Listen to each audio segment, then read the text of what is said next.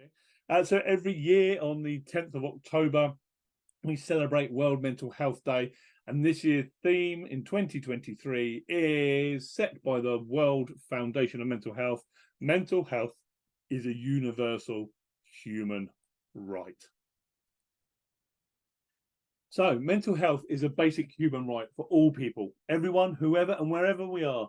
We all have the right for the highest attainable standard of mental health. This includes the right to be protected from mental health risks, the right to available, accessible, acceptable and good quality care, and the right to liberty, independence and inclusion in our community. Good mental health is vital to our overall health and well-being.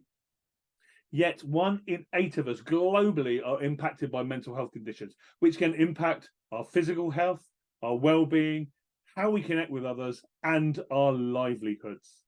Mental health conditions are also affecting an increasing number of adolescents and young people. Having a mental health condition should never be a reason to deprive a person of their human rights or to exclude them from decisions about their own health. Yet all over the world, people with mental health conditions continue to experience a wide range of human right violations. Many are excluded from community life and discriminated against, while many more cannot access the mental health care they need or can only access care that violates their human rights. So over the next 30 to 35, 40 minutes, there's going to be a bit of an extended session. Okay, we're going to be looking at the following. What is the definition of human rights?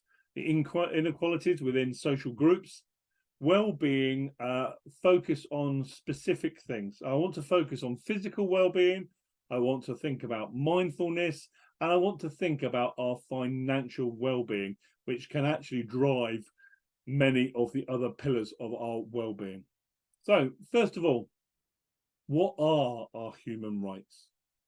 Well, human rights are the basic rights and freedoms that everyone in every person in the world from birth until death. Okay, they belong to us all. They apply regardless of where we are, where we're from, and what we believe or how we choose our life. And yet there are inequalities when it comes to mental health. Some groups of people have far more poorer mental health than others, often reflecting social disadvantages.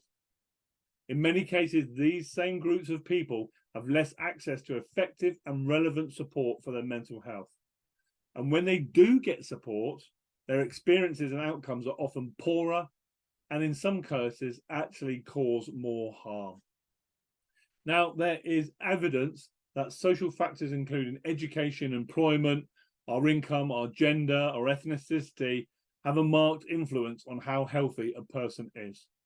So to start with, I'm going to focus on some of these groups. So first of all, the young and the old. So the elderly, 1 in 4 experience depression, but only 1 in 6 speak to a GP. Okay. Suicide was the leading cause of death for males and females aged between 5 and 34 last year. Nearly half of 17 to 19-year-olds with a diagnosable mental health disorder have self-harm or attempted suicide at some point. This rises to 52.7% of them being young women. 75% of mental health concerns start before the age of 14. And 1 in 6 children aged between 5 and 16 have a mental health condition. But when we look at the inequalities, 85% of older people with depression receive no NHS support. And whilst more than half of 16 to 25-year-olds have seen their GP, many aren't seeking help that they need. Some young people don't feel that their problem is bad enough. Others prefer not to go to their GP to get support because of stigma and discrimination. When we look at race and ethnicity, Afro-Caribbean communities have the highest rate of PTSD and suicide risk of all ethnic groups and are more likely to be diagnosed with schizophrenia. Refugees and asylum seekers are more likely to experience mental health problems than the general population, including higher rates of depression, anxiety, and PTSD. And yet when we look at inequalities, Black adults are least likely to be in receipt of medication, counselling, or therapy. They're more likely to experience police involvement with the first contact with the mental health services. And they're 8 times more likely to be given a community treatment order, a CTO. And a CTO means that the person must also keep to certain conditions whilst in the community. These conditions include where they live, who they can talk to, where they go for treatment, staying away from the things that make the person unwell, such as alcohol or drugs. If a person breaks these conditions, they can be sent back to hospital. And Black people are 4 times more likely to be detained under the Mental Health Act than white people. So when we look at disability, deaf community are twice as likely to experience mental health difficulties. More than 15 million people, so 30% of the UK population, live with one or more long-term condition. And more than 4 million of these people will also have mental health problems. People with long-term mental health conditions are likely to have lower well-being scores than those without a long-term physical condition.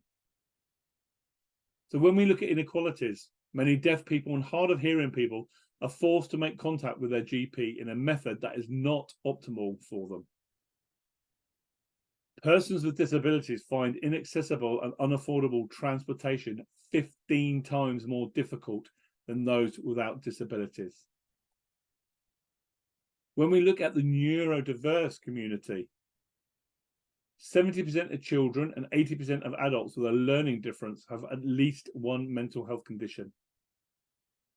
81% of adults with autism spectrum disorder have a co-occurring mental health condition. 38% of adults with ADHD have a mood disorder, such as depression or bipolar. And 47% of adults with ADHD also have an anxiety disorder. When we look at the inequalities, only 27% of young people who experience learning disability and a mental health concern have any contact with mental health services. Okay, people with different forms of sensory loss are missing appointments due to not hearing, being called in waiting rooms, and appointment letters sent in the wrong format. A lot of medical staff have little to no understanding about learning differences, and that becomes a barrier to accessing information and forms due to their conditions. When we look at sexuality, higher rates if mental health concern and lower well-being than heterosexual people. Half of the LGBTIQ plus people have experienced depression, and 3 in 5 have experienced anxiety. 1 in 8 people from the LGBTIQ plus population between 18 to 24 have attempted to end their life by suicide. Yet when we look at inequalities, 1 in 8 experience unfairness in the health system due to their sexuality. A recent survey found 24% have access to mental health services, and a further 8 tried but failed, stating that they're unsupported responses. Let's actually look at the services then. Only 1 in 3 people who experience mental health are able to access the NHS for help. Support not equally distributed across the population. The highest group experience greatest difficulties accessing the services. An estimated 8 million people with mental health needs are not in contact with the NHS. There are 1.2 million people waiting for help across the community-based mental health services. The services themselves, even though they grew by 22% last year, the NHS record a 44% increase in referrals over the same period. So what we're seeing is supply demand. Okay, we have more people than the services have staff. 13% of mental health staff quit last year. Okay, 17,000 people.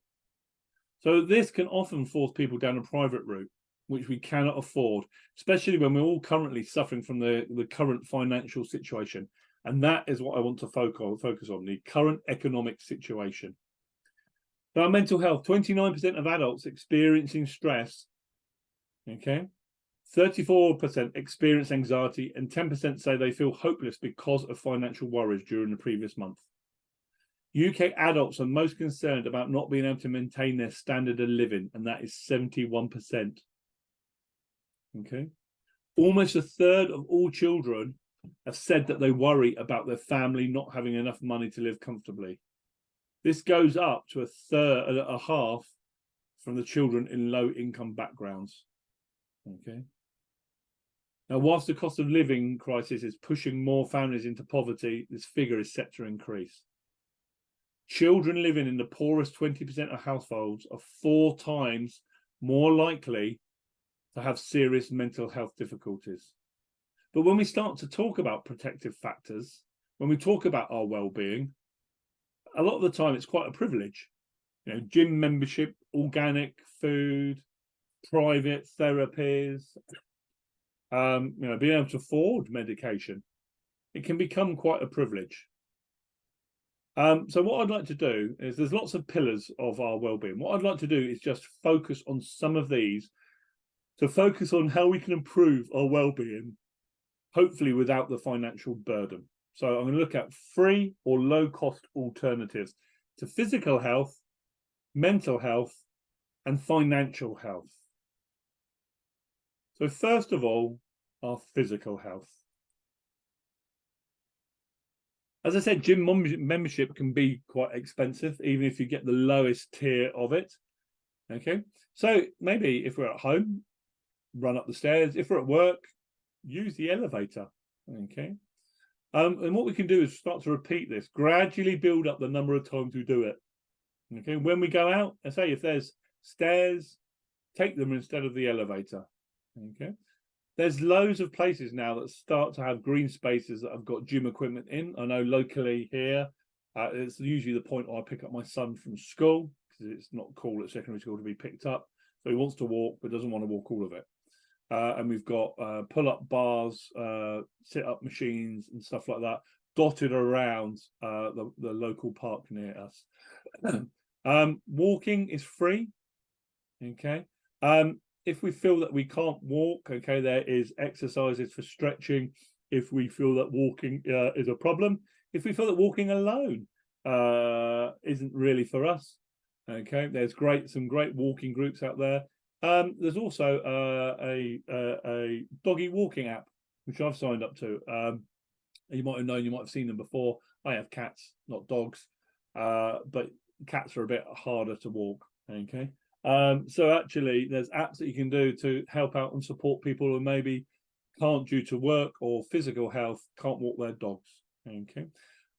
There's lots of great stuff on there at Couch to 5K.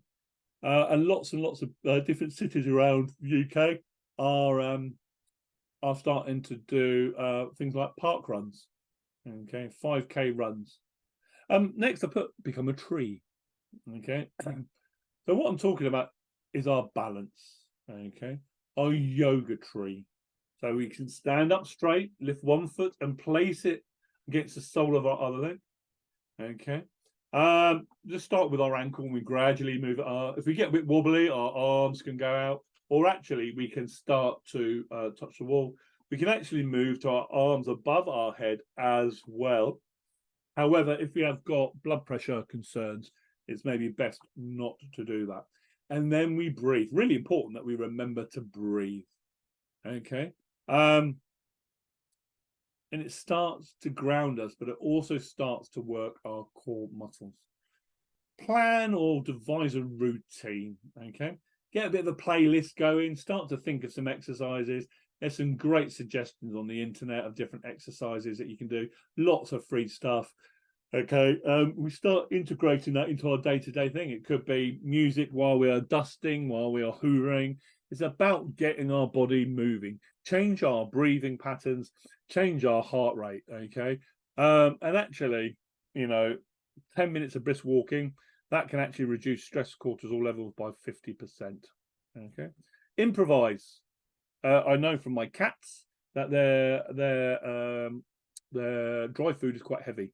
So we can start to use this as weights. You know, I've got quite a thick folder here. Okay, this is my mental health trainer pack, quite a bulky read. Okay, so we can start to put that out in front of us. We can twist to the side. We can go in and out with it. and we can go up and down with it, starting to move those muscles. Then you can start to do press-ups. Okay, if it's hard to start with press-ups, do press-ups onto our knees. Okay, and videos. There's great videos out there. You know, the Joe Wick stuff that he did during COVID, that is still available. Okay, there is some great videos. So free apps. I'm always going to chuck some free apps in as well. So best overall fitness app. We've got Calibre, we've got Fit On, we've got Map My Fitness by Under Armour. I'll use this to map all my walking. Okay, quick workout, 7-minute workout. Okay, so these are all free. There's some that will then ask for add-ons, but there's free bits there that we can use. Okay, yoga, daily yoga, that's been voted the best yoga app. And as I said, we've got YouTube. It's not just for children to watch. Okay, there are some great resources free for us on YouTube. Eating regularly and keeping our blood pressure stable is really important as well. Okay, it can make a difference to our mood, to our energy levels. Serotonin is produced in the stomach, and that's like our mood balancer. Okay, so it's really important. We hear lots of conversations about eating 5 portions a day of fruit and veg, but on a budget this can be really hard. So I'm going to share some tips. Okay, any fresh fruit or veg can be included in your 5-day, apart from potatoes, yams and plantains, which are starchy carbs. Okay, and it's really important if we can get some variety as well. Okay, so look at special offers, look at fruit and veg, look at stuff that's just about to go out of its sell-by date. Doesn't mean that we can't still use it.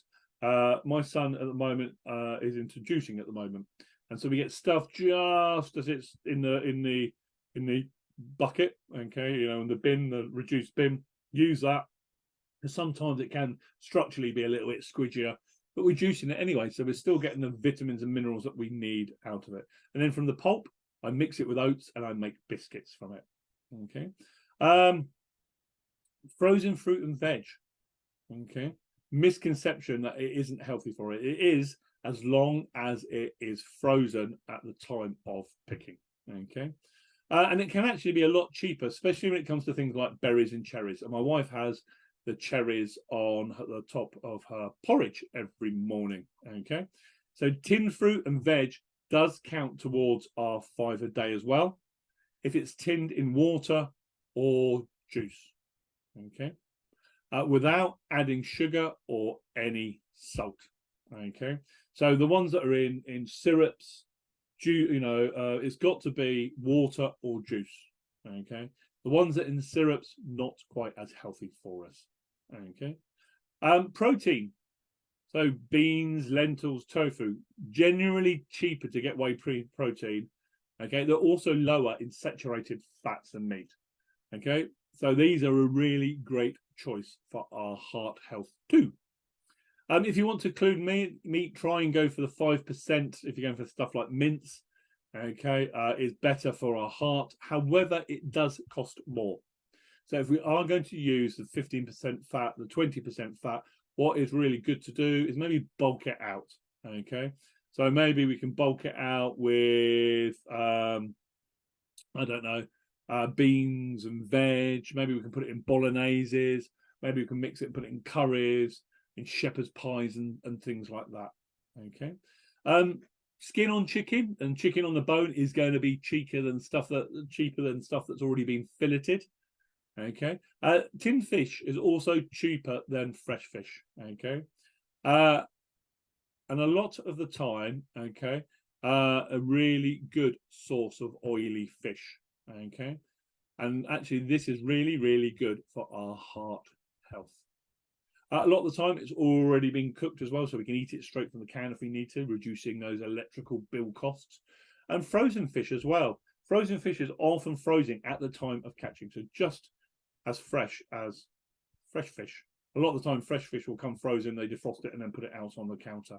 Okay, so when we look at carbs, whole grain versions of bread, pasta or rice doesn't necessarily have to cost any more than white versions. Okay, they keep your digestive system healthy as well and can be more filling.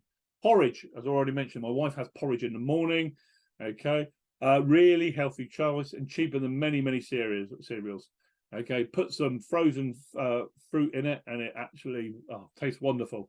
Overnight oats, really, really great. I love overnight oats with banana and a little bit of peanut butter. Okay, put low-fat milk and a bit of yogurt or water in there, or even maybe with a little bit of cinnamon and maybe some diced apple. Absolutely fantastic. Okay.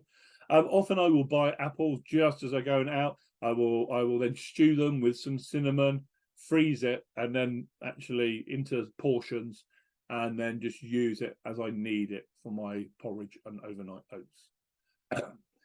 Really important that we start to think about avoiding waste. Okay, between a fifth and a quarter of food that we buy is wasted.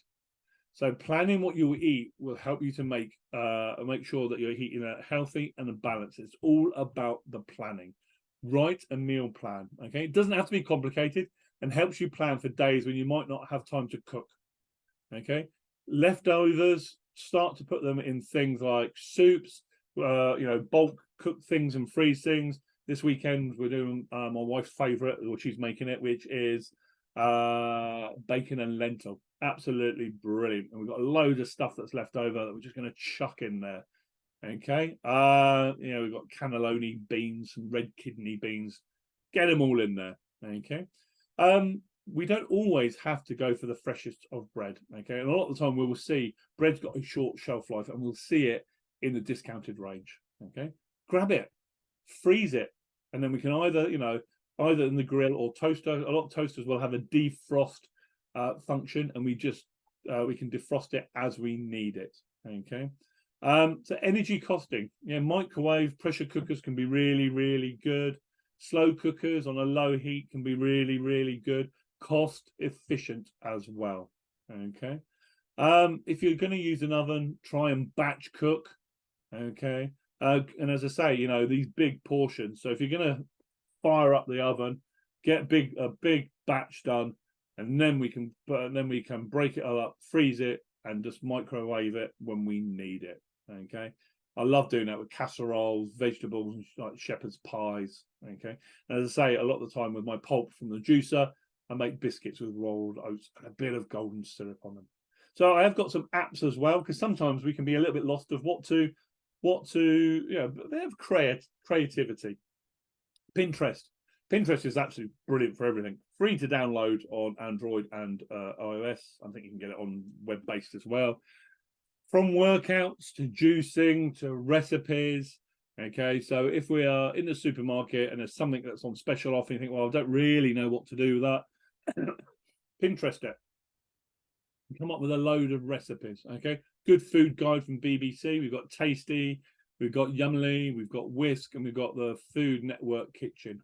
Okay, really, really great sources of information of what we can do with leftovers. What can we do with those things that we can see that maybe are on the just about to go out of date. We don't want to just chuck it in the bin. What can we do with it? What's really important for us as well in our well-being? Sleep. Now, sleep doesn't have to cost any money at all. What we need to think about when we come to sleep is about our routine. Okay. Now, one of the things that my mum told me when we first had a son is get them into a routine. And it worked a treat. But why should it just be for babies or toddlers or children? Let's get ourselves in a routine. Okay, getting us a routine of going to sleep, and when we go to sleep can help with our quality of sleep. It can start to help program our bodies, knowing when it's time to get up. Okay, setting a regular wake up time. Okay, setting that routine. Sleep is vitally important for us, physically and mentally. Okay. Physically, we repair. There are 3 stages of sleep. One of the stages is REM, not just a Canadian rock band. Okay, rapid eye movement. And that is where we are processing our mental thoughts of the day. If we're not sleeping properly, we are physically, mentally not repairing. So we're going to wake up stressed and distressed. So really important that we get our routine. Devices. As much as possible, switch them off 30 minutes. Even though I'm going to just about to give you some sleep apps to use. Okay, they often change the mood and the lighting with it. It's about the blue light. Sleep diary can be really beneficial to start to record a pattern. When did I have good sleep? What did I do for that good sleep? When I didn't have good sleep, what did I do with that? Okay. Think about the bedroom. Is it cluttered? Is it conducive for good sleep? Do I need to tidy it up a bit? If we're out on a walk and we see some lovely lavender, let's just take a bit of it, crumple it up, put it in a tissue and put it inside our pillow. Lavender can be really, really conducive to sleep. And exercise. The more we exercise, the more that we will start to regulate what we eat, the better that is going to be for our sleep. So, some apps that we can have. Sleeper. So Sleeper is easily to use and beautifully designed app, okay, which helps us sleep better. Sleeper includes a library of natural and ambient sleep sounds, okay, relaxing soundscapes, okay. My apologies for my pronunciation. A relaxation app that makes use of psychoacoustic like dreamscapes to help you sleep, and focuscapes to improve concentration. Tide aims for physical and mental care through integrating sleep, medication, relaxation and focus into the app, inspired by traveling, nature and meditation. Okay. They've got Meditado, okay, which is a guided sleep meditation that can include mindfulness breathing, visualization, body scan, sleep stories, as well as mantra for sleep and meditation. Next, I want to talk about mindfulness, free mindfulness. We hear mindfulness a lot, but what does it actually mean? Well, mindfulness involves paying attention to what is going on inside and outside ourselves, movement by movement. It's easy to stop noticing the world around us. So it's also really easy to lose touch with the way that our bodies are feeling and to end up kind of just living in our heads, caught up in our thoughts without stopping to notice how those thoughts are driving our emotions and behavior. So the sound game. Listen to the world around us. Identify 8 sounds, 5 sounds, 3 sounds that you hear either from inside your body, in the room, or somewhere in the distance. Ground your feet. I do this a lot. I never wear socks. And a lot of the time, I won't wear shoes either. And actually here in my study, I've actually got all artificial grass laid. And it's about grounding myself, okay? Feeling the ground. I know it's artificial, but feeling the ground between my toes, okay? My connection from the floor to my feet. Inhale for 3 seconds and exhale for 3 seconds. We can practice introspection, okay? And what this is evaluate emotions. So what do I feel rather than why do I feel something? So what am I feeling? And actually labeling those feelings can help psychologically us to process and ground ourselves. Be curious about our thoughts and our emotions. Practice stillness. Staying still helps to slow us down. We can focus on a specific image or thought for as long as possible, just to help us sit and be calm. Follow our breathing. So deep breathing is one thing, but have we really paid attention to what happens to our body when we breathe? Where does it go? So find a comfortable position, slowly take a breath in, follow it in through your nose, filling your chest, and exiting through your mouth. And my last mindfulness tip is the name game. Look around your environment. 3 things that you can see, 2 things you can hear, 1 thing you can touch, feel, or even maybe smell or taste. So some apps. So a lot of these have free and paid versions. So we've got Headspace to make it meditation simple. Okay. Hundreds of exercises, a range of topics, stress, sleep, focus, loads. Aurora, same again, free and paid versions. Okay, 3-minute meditations make it easy to find peace anytime, any place. Even better, it allows personalization recommendations. Okay. So Calm, fan favorites. This is week-long free trial. So we can start to get into practice for a week-long trial and then take this on ourselves. Mix of music, sound, breathing exercises for relaxation. The Smiling Mind, we can see bottom right. Okay, this is completely free. Non-for-profit app featured by developed by psychologists and educators. Free meditation app and offers specific exercises tailored for kids, teenagers, and adults. So this is brilliant for the whole family. You've got Simple Habit, bottom left-hand side. Okay, array of 5-minute meditations to help you incorporate basic principles of mindfulness in your daily life with a focus on productivity. And at the bottom in the middle, Best for Breathing, Oak. Same again, entirely free meditation app that features a combination of meditation and breathing exercises ranging from a few minutes to long guided and do-it-yourself practices. And last but not least, but the most important for me, is about financial well-being, especially in the current climate.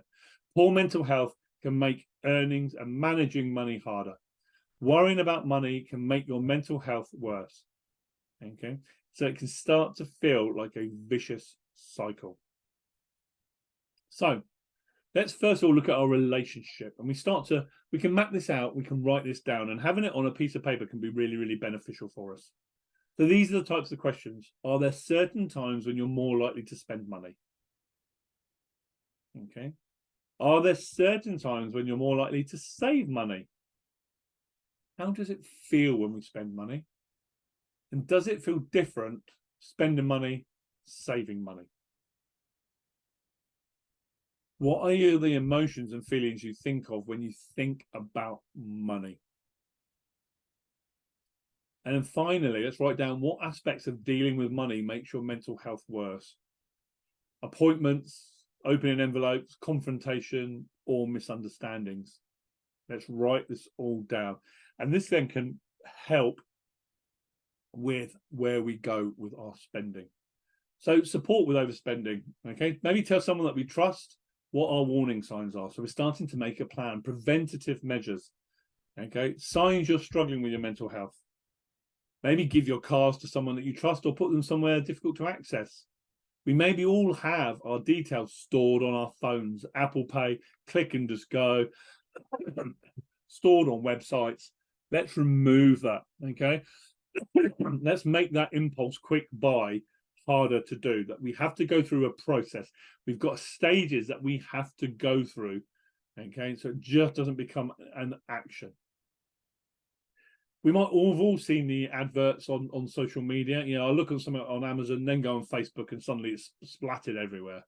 Okay. So maybe start to think about how much time we spend on social media. Okay. Find ways to delay purchasing. Okay. So I've said that already about switching things off, making it harder, hiding the cards. You can actually start to use cash instead of cards. But actually, if there's stuff that you really want, take photos of it, make a wish list.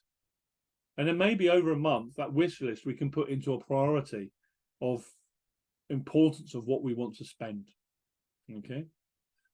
If our spending is a result of our mental ill health, maybe we need to speak to the bank, and they can put a note on our account that will start to look and flag up unusual spending. So, for example, those people that at the time are struggling with bipolar, the manic stage, they can be quite frivolous when it comes to finances. Okay, so let's work with the bank. The bank are there to help us.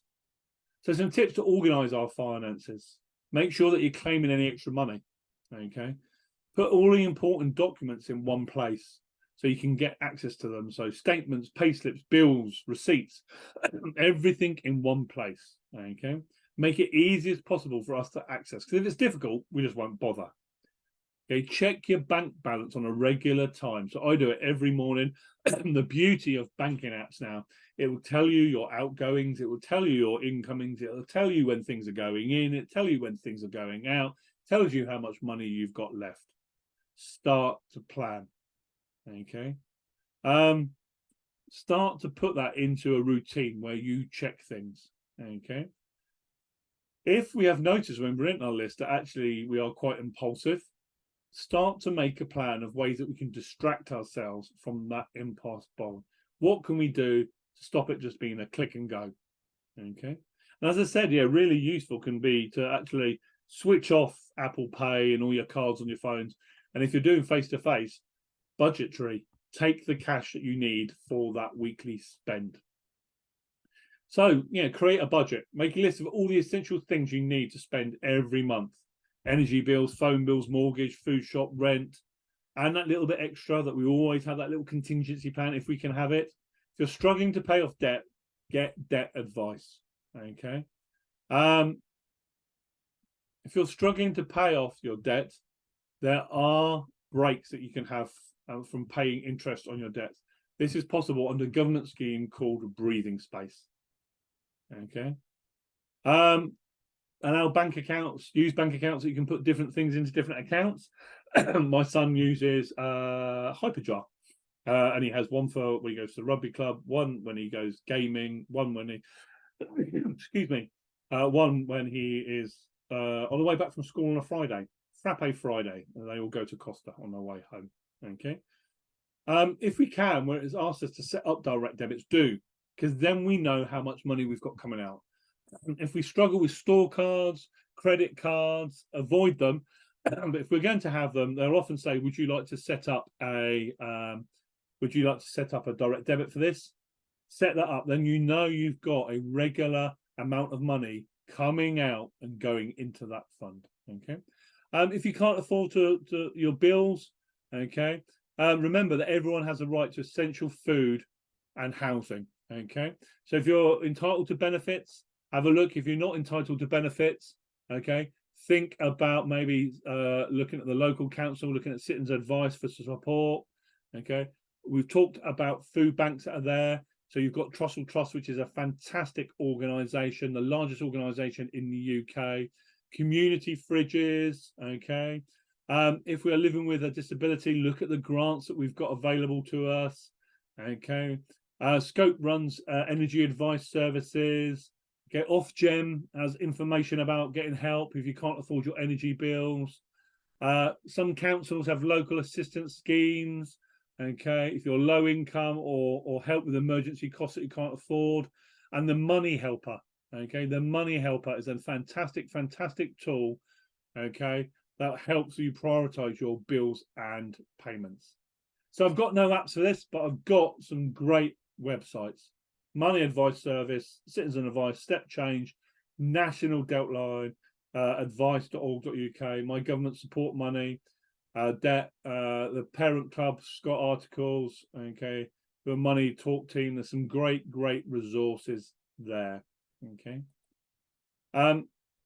And help is there for everybody, because at times we all struggle. But going back to our theme, mental health is a human right for all of us, irregardless of our budget. Okay. So it's been an absolute privilege to be here again, okay, celebrating World Mental Health Day 2023. There are all our socials. It's been an absolute pleasure to be here. Thank you for being here. Thank you for listening. And we are Green Cross Global, together saving lives.